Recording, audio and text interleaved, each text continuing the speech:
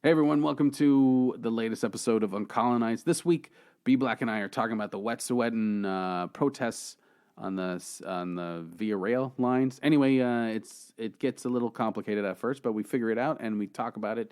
And in our second half, we talk about white fragility. So, without further ado, please, you can get the second half of the episode on our Patreon at patreon.com/the uncolonized. $5 a month. You get 8 episodes a month. That's 2 episodes a week. But here we are talking about the Wet'suwet'en people and their protests over the pipeline.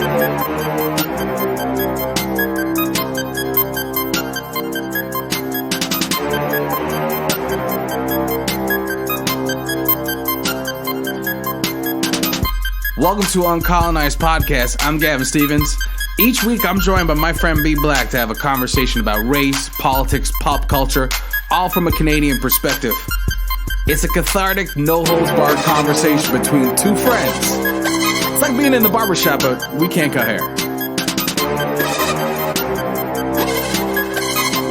it's been a week here. It's been 1 week, but the last week things have heated up pretty much, right? Mm-hmm. You can't get a train in Canada anymore. Shit, yeah, Via Rail has canceled. Has canceled a lot of their trips, and they're refunding some of their what do you call it? Yeah, some of their customers. Yeah. So for those of you who don't know what's going on, the Trudeau government, the Liberal government, I guess, had plans approved to build a pipeline from BC to Manitoba. Is it? From BC to Manitoba? No, I thought to the coast or something like that. Okay, so to the coast. So a cross-country pipeline. The pipeline is going through, and please correct me if I'm wrong in the comments or whatever, but it's going through the Wet'suwet'en tribes' land, indigenous land. Though to understand the Wet'suwet'en, I believe it's like 22,000 kilometers or miles. It's a big chunk of land, and it was given. They won a case in 1997 with the Supreme Court because they have historical and traditional artifacts and things on the land. So they have a right to that land. That's their land. Mm-hmm. So Trudeau, I guess, went to the band council of the Wet'suwet'en reserves. And to understand how this works, is the band councils are put in place by the Indian Act. We've talked about this on the episode. If you look up the Indian Act, it was put into place by our fearless Prime Minister. What's his name? Sir John A. Macdonald. That motherfucker. This drunkard piece of shit. So he put this Indian Act into place. And basically, the Indian Act was what I like to call Canadian genocide. It's like a nice, polite, passive genocide of a culture. It was to wipe out Native people or indigenous people. Change their culture. So in the Indian Act, they gave the Canadian indigenous reserves and plots of land for them to live, and they put in band councillors that were elected by the people who lived on the reserves. So that was a colonialism thing. So Trudeau went the colonialism route and talked to the band councillors. The band councillors talked to their people and explained the positives that would come out of it. The communities would make money from this pipeline and whatnot. However, there are also the native tradition and the native rules of law. And they have these hereditary chiefs who are represented by a bunch of tribes, and one hereditary chief from each tribe, and they have jurisdiction over the entire land. Whereas the band council can speak for each reserve.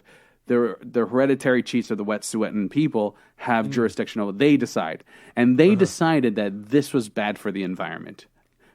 Why would they think that? I don't know. Like, there's never been a problem with oil, but anyway, yes, they. Come on, man. Yeah. So being so paranoid. Anyway, exactly, it's so paranoid. So they decided, and now we're having a conflict. Now there's conflict. The Wet'suwet'en people, I guess. They made an agreement, and sorry for backtracking, but they made an agreement, and the government gave them access to land outside of the pipeline where they can trap and hunt.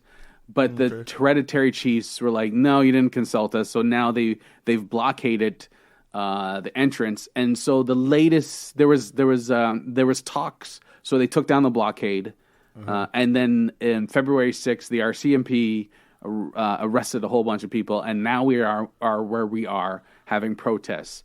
And I just want to point out that Trudeau was basically like saying how they should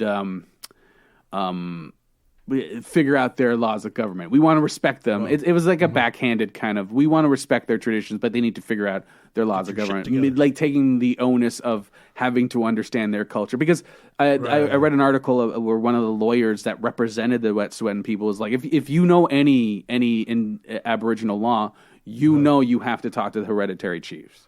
Like it's common knowledge. So, but Trudeau's trying to like, hey, it's not my fault. I want to respect your culture, but it's fucked up kind of deal. And so that's where we are. So now they've blocked off all the in Manitoba, BC, and Ontario. There's protests blocking the railway. So all you people traveling.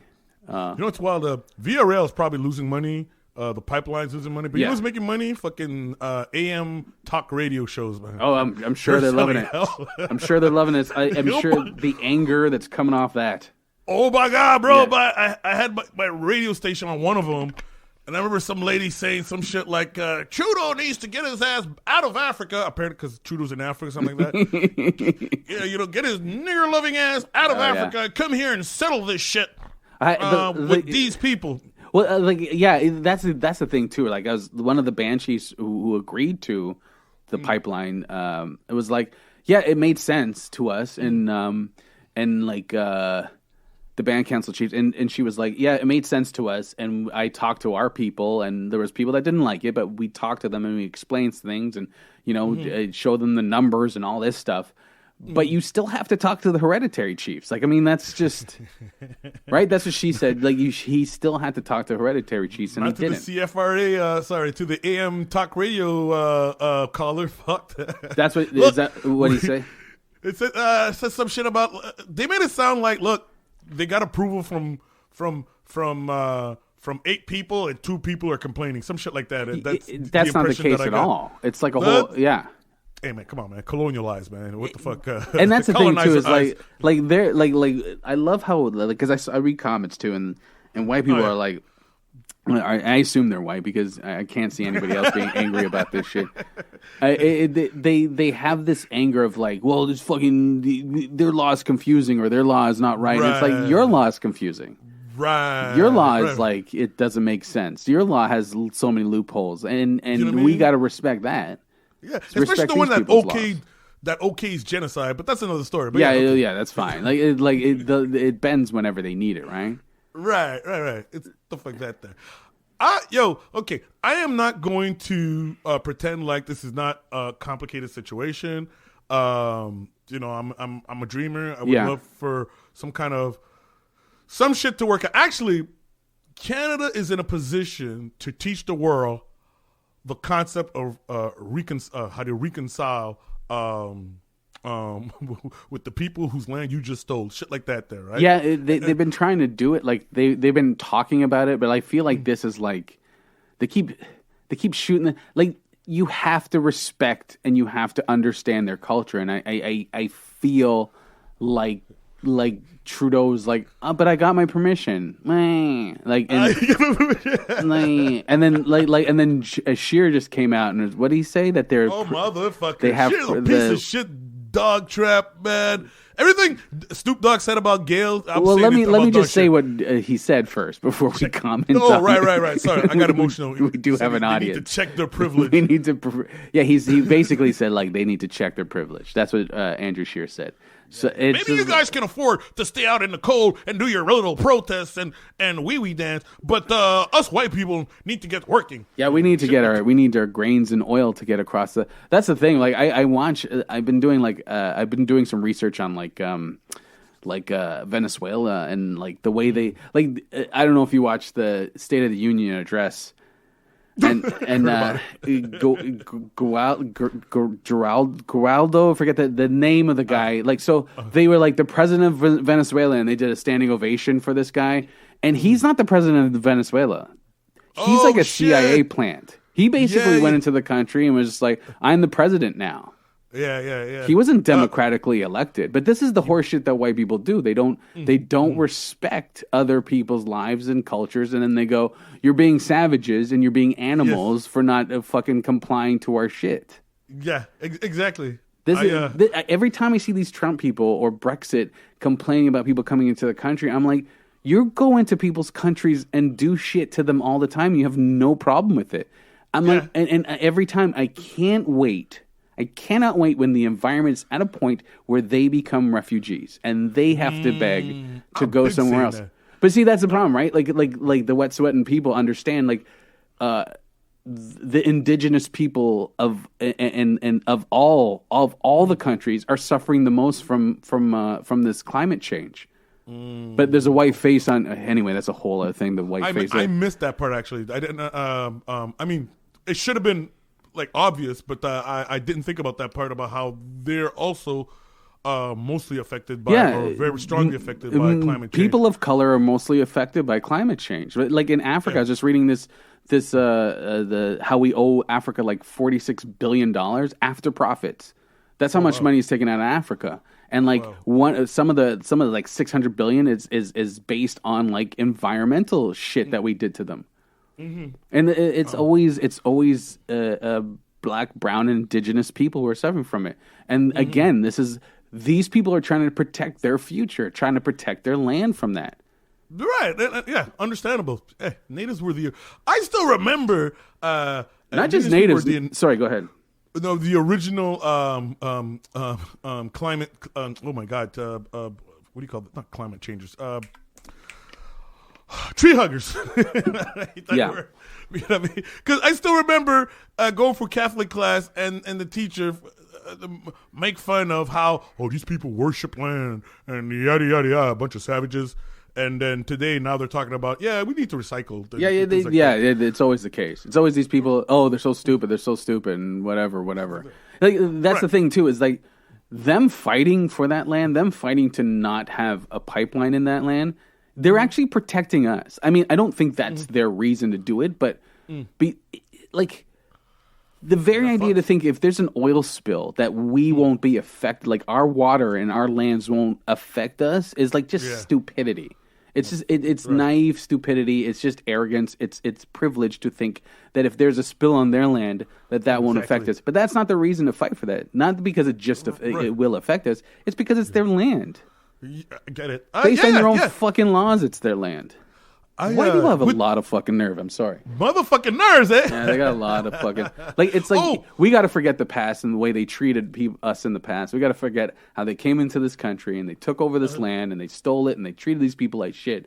And but they want you to move on from that. But they want to keep treating you like shit. I'm going to confess that when it comes to the details about the protest, because every time, let me put it this way, every time a right winger or whatever these people, I'm gonna say fucking white person, remind me to bring up how some white person took offense to me using white person, like Heidi Klum. Well, that would be the second part of second part of this episode, yeah. But at every time a white person brings up some shit about, some 8 out of 10 of their leaders approve and shit like that, I can't talk about that because I have no idea what they're saying, but they make it sound like they've done their research and it's the protesters are being childish. And it always looks like they're being childish, unreasonable, this and that. They don't care about the proper. I can't get into that argument. The only thing that I know for sure is we're living on stolen land. I don't lie about that concept because when you talk to a white person and get his understanding of the concept of stolen land, you'll find out it's a lot different than yours. Yeah. Second, sorry, go ahead. The way I see this situation is, if the indigenous aren't happy, then I'm not happy. If you gotta appeal to them, you gotta, like to the right winger. No, we don't. We got all the guns. Fuck that. Don't make us whatever. But to me, it's the people whose land you stole. Of course, are gonna fight to get to until they get a deal that they feel is right. Yeah. And that's pretty much where I am on this. I don't need to know the only details that I need to know is Are the indigenous happy with the offer? Yes or no? No, then fuck it. Well, we're still resisting. Yeah, exactly. Exactly. If they know what's best for them. That's what I'm getting at. I respect their perspective. I respect their experience. They know what's best for their land. That's what I'm trying to get at. And I respect that. That's the other thing. Like when those people they're not wrong that the band councils agreed to it, and that's fine. The band councils might be even right, but they didn't respect indigenous law. They didn't respect these people's law. And that's the problem. The law is you have to talk to hereditary chiefs. This has been in place since before white people were here. It reared up. Yeah. Right. And just because you don't agree to it don't mean shit. Hey, man. White man came to this country and said, oh, look at a paradise. Yeah. And they treated the natives like they were insects. Like, oh, what the fuck? Now we got to deal with this problem. Oh, but they're sick of it. They're sick of hearing that. And they're still doing it. They're sick of hearing it, though, B. They don't want to hear it anymore. They're tired of it. Get over it. I have a white friend who was talking about this is in the comment section. A white friend who was talking about how in response to Andrew Scheer's comment, they say, "Yo, he's not one of us. We don't even like that guy." And I want to correct, with love, my white friend by saying, no, it's the other way around. Scheer represents white people, the original white person, especially white people who live close to them in Alberta. But I'm getting that that mindset of no, we don't need to listen to the natives. Yeah, it's our way or the highway. People like Scheer have been ruining the reputation of white people since colonialism, since Christopher Columbus, right? And the white people who are like, no, let's listen to the First Nations folks. Let's hear them out. Let's apparently we're not doing this right.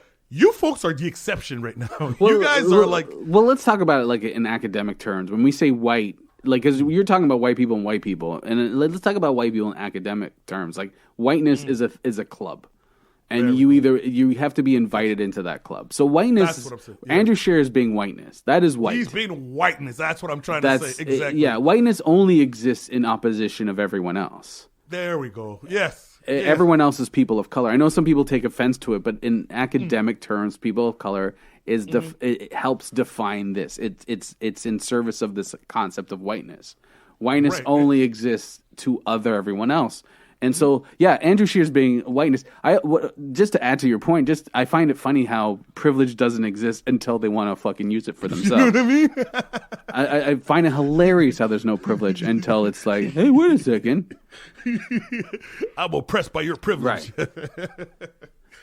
You're talking about whiteness and opposite. Yes, this is why I created a new word.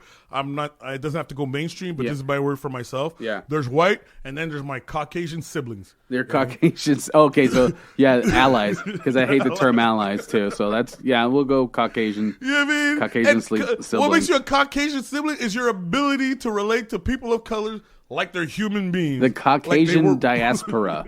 You know that's a there you go. They're on the Caucasian diaspora. No, Andrew Scheer's being total whiteness, totally pure honky, man. Pure, cracker ass cracker white. It's like oh yes, how dare they? How dare they not like the thing that we gave? And again, I want to repeat this. It might be a good deal for the wet sweating people. It might. I'm not the person to make that decision. It's not up to me whether it's good or bad. But you need to respect their traditions and you need to respect their law. And I was on the Globe and Mail and I'm seeing white people like these leftists and these SJWs, these woke culture people, tired of the wokeness of these people. Like, just get in line. Get in line.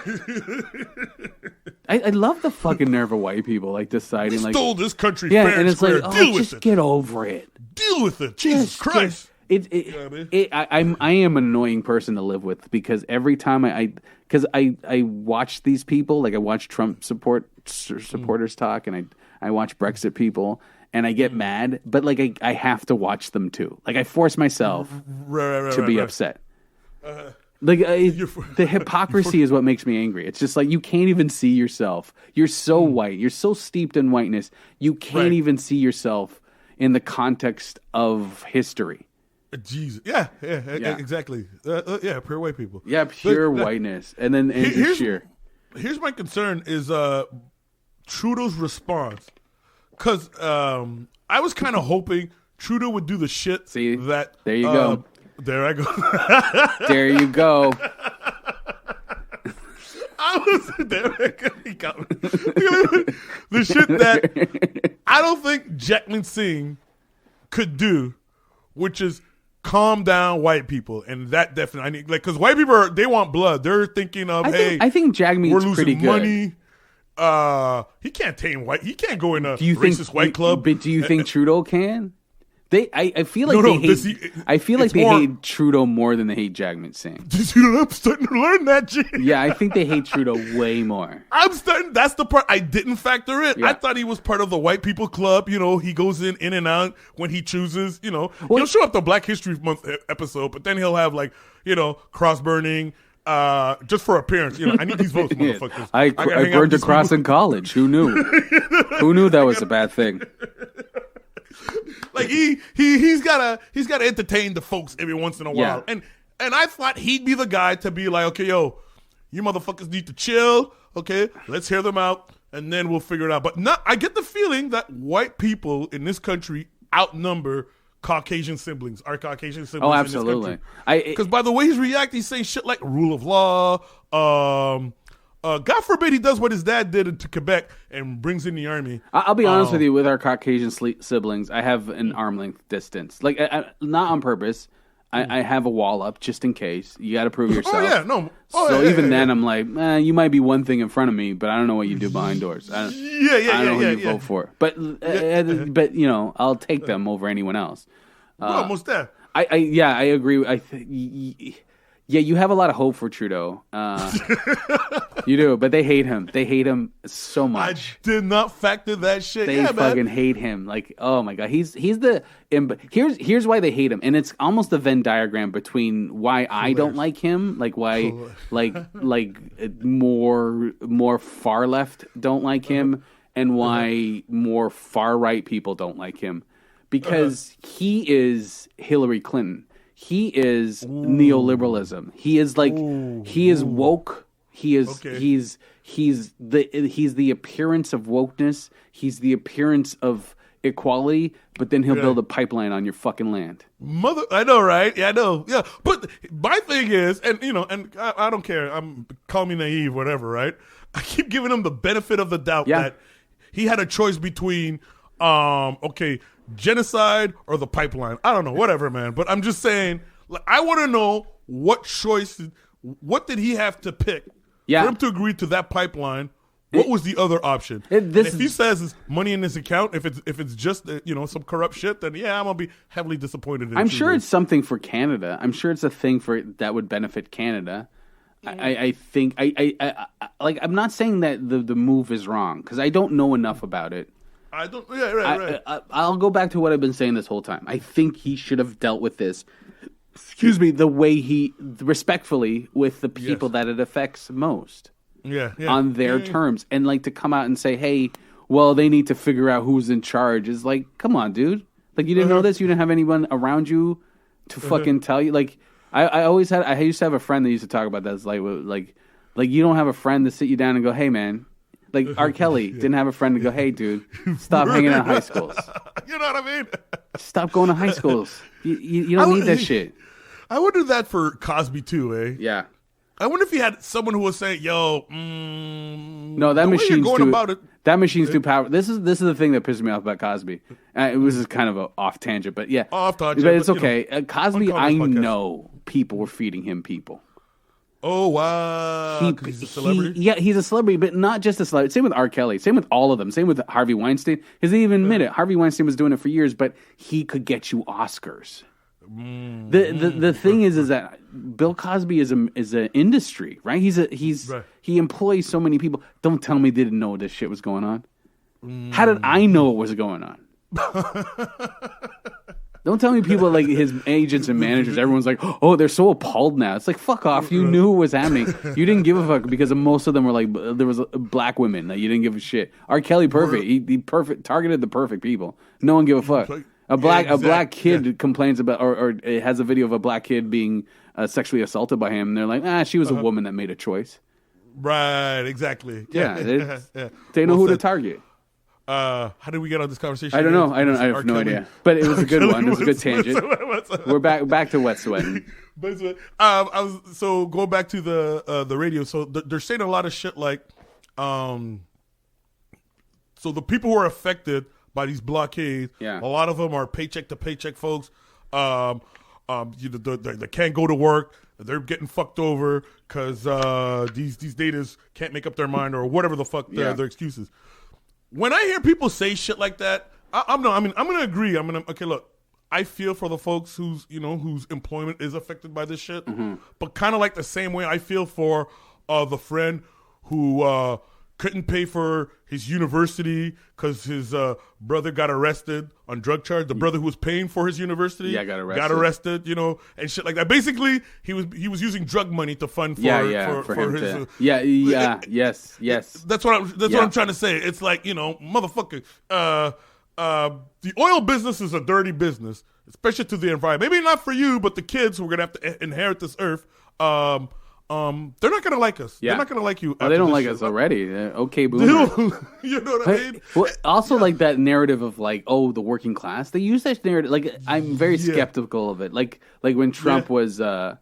They're like, it's economic anxiety. Like nobody else had just these white people. It's all economic. Is it economic anxiety that wants you to lock kids up in cages? You know what I mean? Yeah. Economic anxiety, like the horse shit of that, like the very idea, like okay, and I'm using Trump as an example. The Trump supporters, like economic anxiety, like so you don't want immigrants coming into the country. Well, wouldn't that be like deal with the companies that are hiring immigrants to do cheap labor? Like, isn't that the problem? It makes sense to me. Yeah, it's your economic anxiety that make you xenophobic and racist. Like, come on, you're not even going after the real thing. And we're supposed to feel sorry for poor people all the time because they use poor people as a cudgel to hit us over the head with their shitty fucking hot takes and their shitty fucking policies and their fucking capitalism horseshit. Just like economic anxiety. Well, okay, what about the environment? There's another white thing that white people love to talk about. That's how white people. It's either economics, that's real politics, economics, or the environment. So let's talk about fucking the environment. And like, okay, yes, maybe some people's pockets will be hurt by this, but also these people are protecting our land. Like, and we only got this fucking land. Right. Exactly. That's all we got. This is it. And once it's gone, it's gone. The same folks who, the paycheck to paycheck folks, the one who's suffering, it would take a miracle to get them to realize you have more in common with the indigenous fighting for standing up for themselves than you do with the rich people who are like, fuck it, man, build this pipeline. And this is what I love about the indigenous people of this country. It's like they don't give a fuck about them. Like, I honestly don't think they care about white people. It's like they can't wait for them. And they understand because the wrestling show I was watching it's done by the guy who's the lead singer of Fucked Up. It's a punk band. And it's about wrestling around the world. It's so good. It's so interesting. And like, they were talking about like he had an episode about wrestling in reserves in Canada, and like and how isolated it is, and how these people are dealing with a lot of shit, and like it's just and one of the wrestlers who's native was saying how his father would tell him about the 500-year war, and like they're at war. According to what his father said, they're at war still. It's been going on since, I guess, since they got there, or since some sort of betrayal. And I don't remember exactly when, but it was a betrayal, and they've been at war ever since. And I was like, yeah, absolutely, you can't trust them. No offense to our white, what do we call them? White siblings, Caucasian siblings, our Caucasian siblings. But I mean, they have to take care of themselves. Yeah. They just have to. Going to the, you just gave me an opportunity to introduce a joke here. You're saying about the natives not giving a fuck. Yeah. I want to send a shout out to comedian Don Kelly. I always like telling this story. I was doing this fundraiser with a friend of mine for cancer, lymphoma, Cancer Society, right? Yeah. And he gladly agreed to be one of the performers, right? At the shows. Now I had a lot of coworkers at this show, right? Mm-hmm. And then Don gets on stage, one of the last comics, and he's got this joke where he talks about how me and B talk about who suffered the most between the natives and black, you know, shit like that, back and forth. Yeah. And the whole time I'm like, yeah, cut that shit out, nigga. You know what I mean? Like, they know I'm black, but they don't know I'm a practicing black guy. You know what I mean? You're practicing black. So it made me wonder, like, yo, when he goes to his work, does he code switch? Does he not like, or is he like, I don't give a fuck what the white man thinks about me? I don't know, man. There's two factors. Like I was going to say earlier, but like you guys are in Ottawa. True. Don Kelly's very funny. Don Kelly's a great comic, but you're in Ottawa, and you guys work at. Does Don Kelly work a regular job, or is he? I can't put his business out there. Yeah, okay, whatever. But you work a regular job. There's no way you can be practicing black at work. There's no fucking way. You know what I mean? like if you put dashikis on and the Pan African Socialist flag up in your cubicle. You can't. Be black is one of those angry Negroes. Whoa, no. Voodoo dolls of all your you know what I mean? Of all your management. You can't. I nearly pulled him off stage. Oh, wow, okay, that was it. Oh, yeah. Thanks a lot. Here's a list of his tour dates. You're worried that your coworkers like find out that you're like, what? Yeah, he's one of those. Yeah, I look at corporate culture and it scares. It's like, oh my god, it's like it's so repressive. It's like it demands you to be some level of whiteness,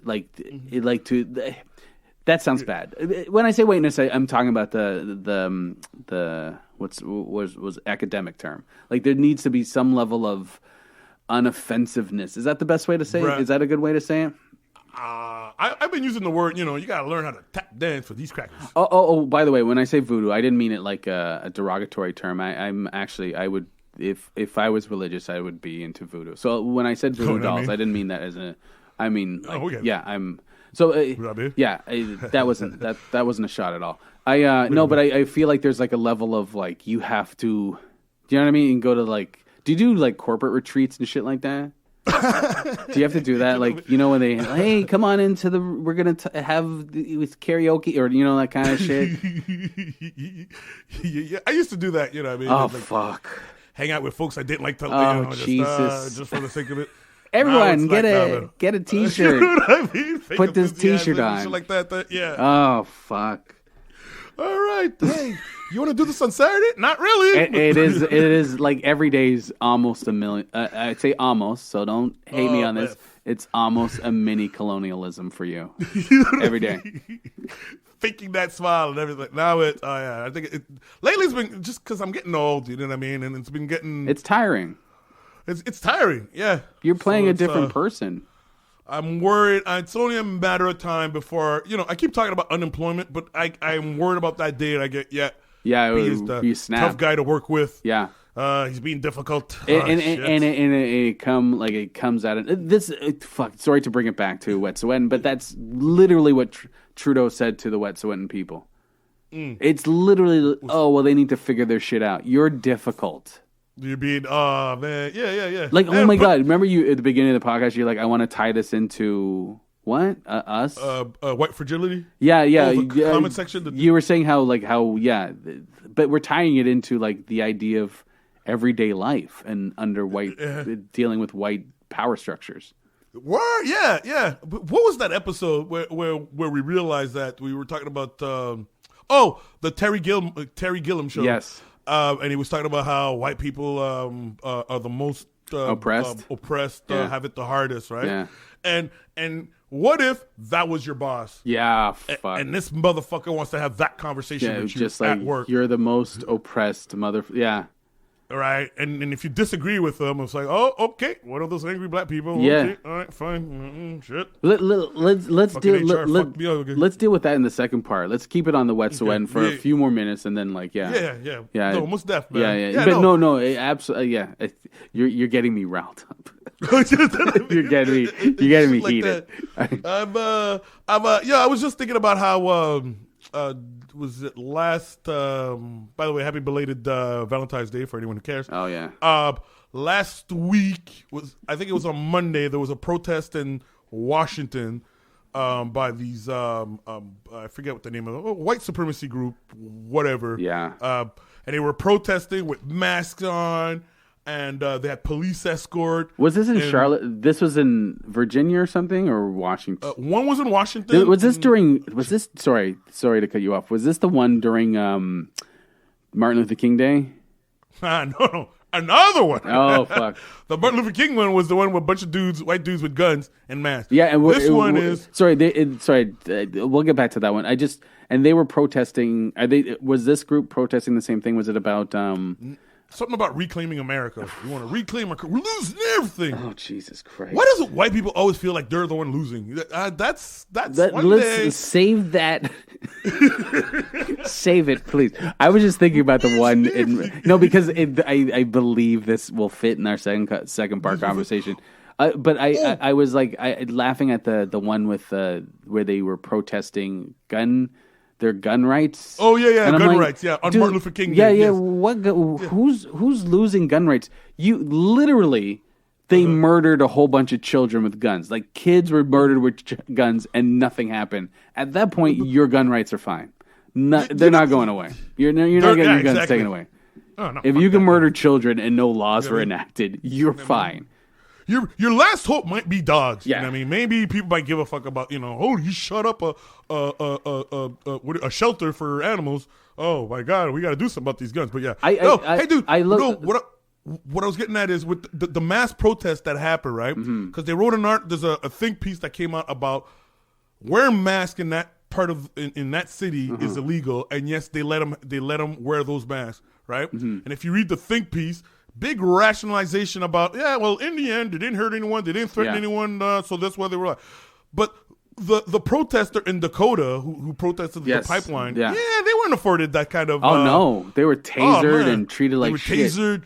Exactly. In winter, you know what I mean? And fire hose and shit like that there. And I hope it's not lost on our listeners that these people protecting pipelines is like the most, protecting the land against pipelines is like one of the most unselfish things to do.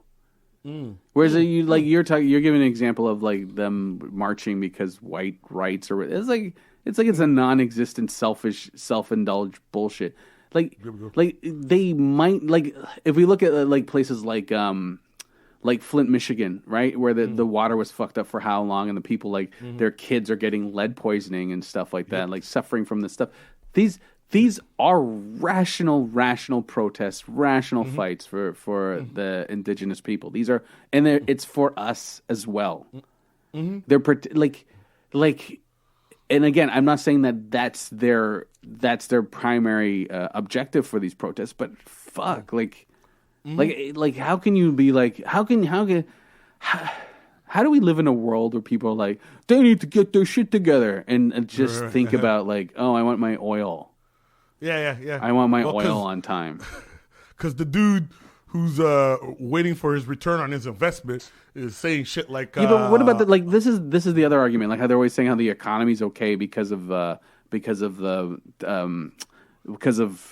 it called? The Wall Street, what's it called? The stock market. How the economy is fine because of the stock market. It's like most of these people don't fucking deal in the stock market. Hello. They all have shit jobs. Yes, there's more jobs, but it's all shit jobs. It's like why are you protecting this thing that's just fucking keeping us enslaved, all of us, on money? It's really a fight against protecting what's right, the land. It really is a fight against colonialism, but as well as capitalism. It's like, okay, well, we're not putting a value on this land. And they have a value on the land, but the value isn't money. It isn't, we're not going to exploit it. That's what it is. We are not going to let you exploit the land. And everyone around, all these people that you see in comments and on the radio show are like, why the fuck wouldn't they exploit their land? Why are they so crazy not to exploit the land? Because some people have morality. So that's what people have morality. Some people just have a moral compass. I don't know. Okay, I don't know why I've got the giggles at the moment, but there are white people who believe that, they did the natives a favor by showing up here. Absolutely. Like we lived in roads. It's same with Africa. We all lived in mud huts. That's Puerto Rico. Exactly. It's like, well, those fucking people. Yeah. a lot that was going to come up, and I was trying to find it. I've been listening on the radio, even like CBC radio. I honestly can't tell, is it the media that's not providing the public enough information so people can have informed opinion, or is it the people that are just being stupid? Because they talk a lot about how the protest is costing, how much Canada is losing from these protests. Yeah. I think it's in, I forget what the digit was, but it's enough to make you be against and not want to hear the side of the protesters. Well, yeah, they're doing the same thing with teachers in Ontario. Like, oh, they're just spoiled and they're doing this, right? And it's exactly, yeah, it's this protesting as, you know what I realize. Again, I go back to this, my one moment of activism. I go back to the G20 and like just stepping outside of my house and seeing the reality of people being peaceful and protesting peacefully and demonstrating peacefully, and then going on Facebook and watching the news, like literally, just like literally stepping out of my front door and then coming back in and seeing a completely different world online. Like just seeing people. I fought with people. They're like, oh, well, I had someone say to me, well, if you don't like it, then you should move out of there. I'm like, you shouldn't be down there. I'm like, I live down there. What do you want me to do? I live here. Oh, these people are all troublemakers. And it's like, you're not here. You don't know what's going on. Yes, it's a propaganda machine. You were at the protest? You were at the G20? I lived, I was at the G20. I lived right in it. Oh, shit. I was right there. Wow. And the mentality of the what was happening online and what was happening in reality was like, oh, you guys have no clue. But you're being fed a narrative of shit you don't understand. Man, it makes me question journalism. You trying to get the news out? You trying to just sell papers ads? Oh, exactly. Look at Bloomberg, who's running for the Democratic leadership, who used to be a Republican 2 years ago.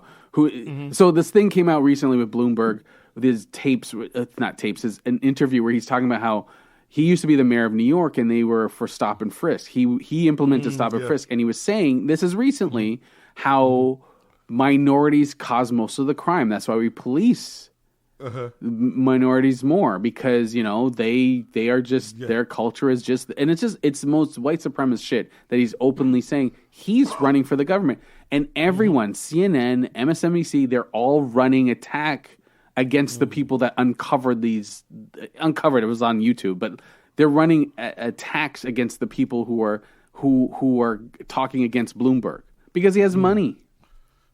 He's an oligarch. Exactly. So these people, yes, money. Like, as much as we like, okay, well, CBC is a state-owned company or a news station or a media station. It's still controlled by the state, and the state has interest in this pipeline. I hate calling CBC bias, but because I hear the crackpots that do it, but at the same time, I'm like, I wouldn't. Of course, people are only going to hear what they want to hear, or hear a certain narrative. Exactly. Yeah. We were talking about this off air and we wanted to do an episode about it, about how I've read a lot of people of color who are journalists of color who are being pushed out of spaces in the media landscape or going to the States because that voice isn't wanted. So, and when you don't have people of color, or native people or people like that covering these things, you are not going to get a perspective that understands what these people are going through from a different from that culture. There we go. Yeah. Right? You're only going to get a white perspective. Yeah, no, agreed. Even doing this podcast feels a little weird for me in the sense that there's actually people who are, it's new. Having people, I want to hear the black perspective. Yeah, I want to hear something different than the perspective that I'm used to.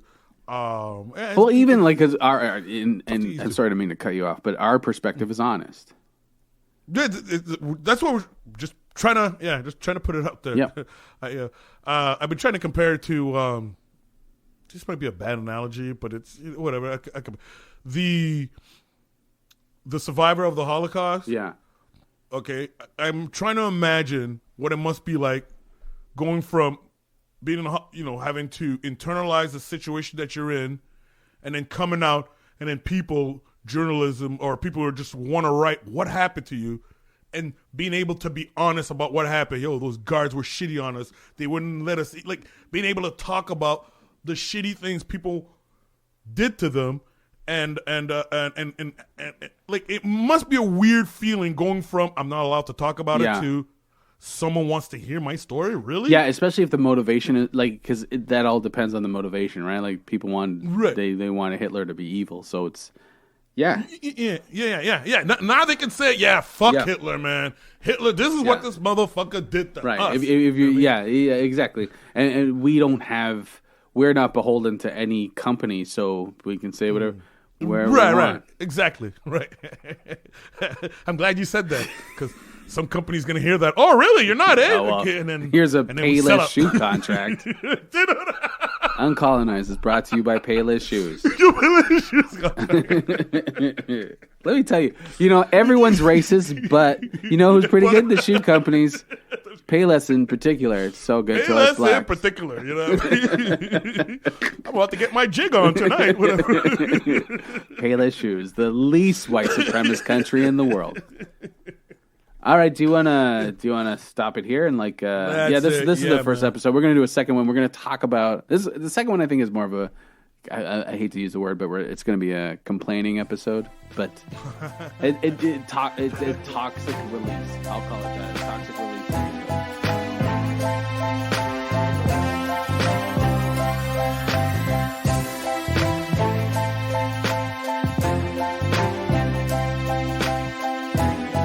Hey everyone, thanks for listening to this episode. You can listen to our second episode on Patreon at patreon.com/theuncolonized. $5 a month. You get 8 episodes. That's $1.25 a week. It's cheap. Yeah, so you can listen to that episode. We talk about white fragility. We get into it. It's funny. It's entertaining. You know how we do. Thanks again. Enjoy. Patreon.com/theuncolonized.